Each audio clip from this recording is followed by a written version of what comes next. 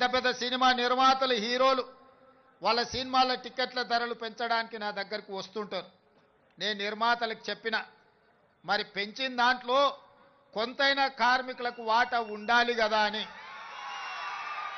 రాష్ట్ర ప్రభుత్వం సినిమా టికెట్ల ధరలు పెంచితే హీరోలకు ఆదాయం వస్తుంది, నిర్మాతలకు ఆదాయం వస్తుంది, కార్మికులకు మాత్రం ఒక్క రూపాయి కూడా అదనంగా రావడం లేదు.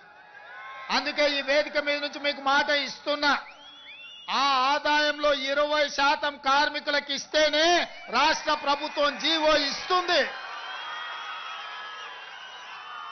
మీ శ్రమతో సంపాదించే ప్రతి రూపాయిలో మీకు వాటా ఉండాలి, మీకు భాగస్వామ్యం ఉండాలి.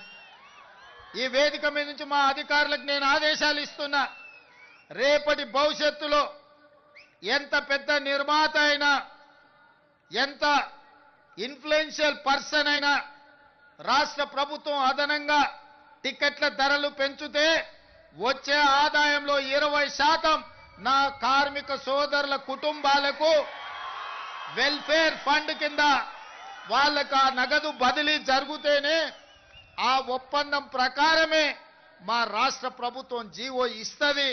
ఈ నిబంధనలు నేను సవరిస్తానని చెప్పి ఈ సందర్భంగా కార్మిక సోదరులకు నేను మాట ఇస్తున్నా.